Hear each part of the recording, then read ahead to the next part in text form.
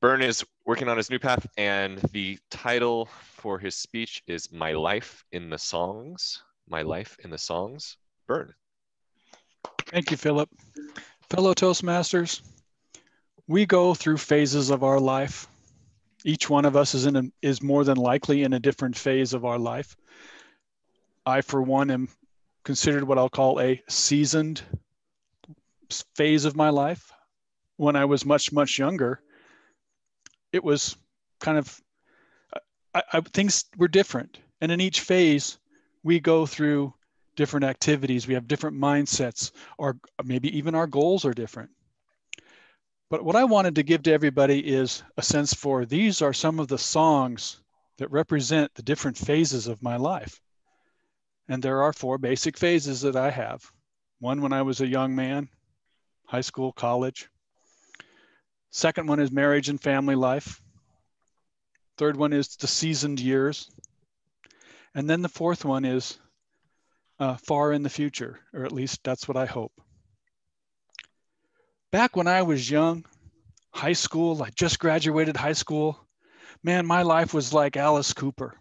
I'm 18 and I love it. I was also like Loverboy. I was working for the weekend. I had a job. I worked every day, and man, I was waiting for the weekend. It's like party time. When I was able to go to the bars with my college friends, and let's be honest with everybody here, and everyone be honest with yourselves, chasing the girls or chasing the boys. Please don't tell me you never did it, because I know you all did. Anyway, other songs. Wild Nights by Van Morrison. Man, that was my weekend. Wild Nights. Slept all day, but I had wild nights. Other one, probably the most famous one you've all heard from the Eagles, Life in the Fast Lane. And man, I was driving my Dodge Challenger at 75, 80 miles an hour anytime I could. So my life, that was my young life.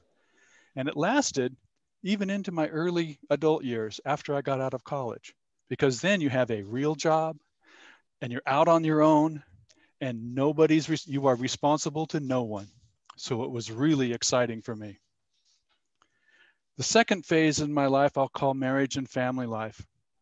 And it seems to blend for different people, but it came a little later in my life. But these are some of the songs that express what was going on in my life at the time. Number 1 was Jackson Browne's Running on Empty.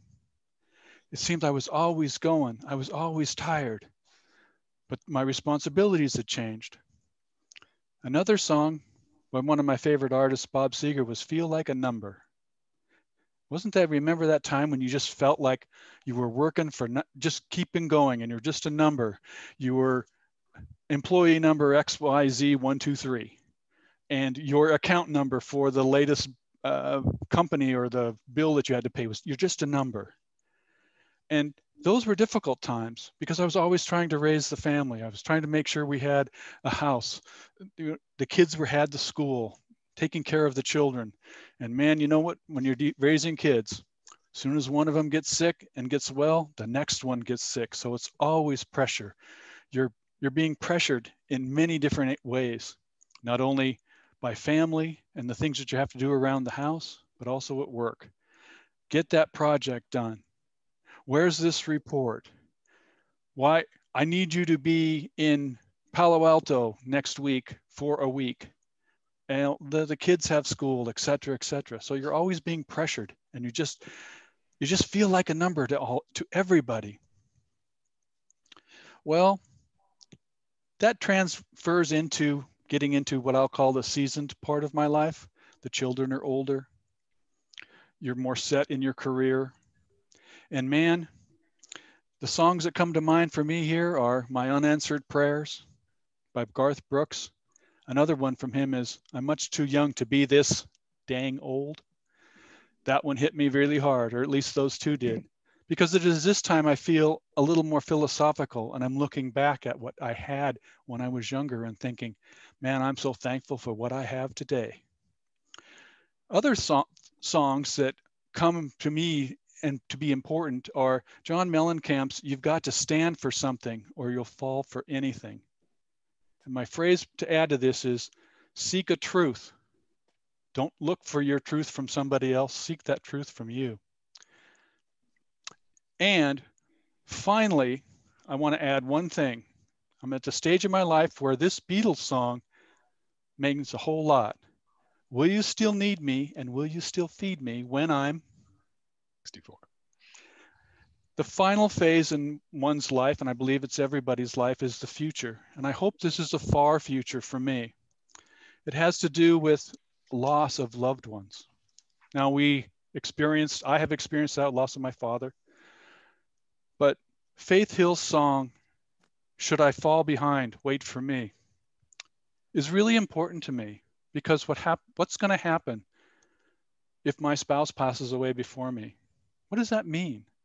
I hope she waits for me in the afterlife. That's what I'm hoping for. I hope that she's there for me, much like my father is going to be there for my mom when she passes away. But please don't take this as a sad and mournful part of my life. It's something that's hopefully way down the future for me, so I don't have to worry about it. But these are the songs and their performers that mean a lot to me, that they speak to me. And I just wanted to share them with you during this icebreaker to give you a sense for, what's going on in my life. Final thought, the Beatles song happened earlier this week. Thank you very much. Thank you.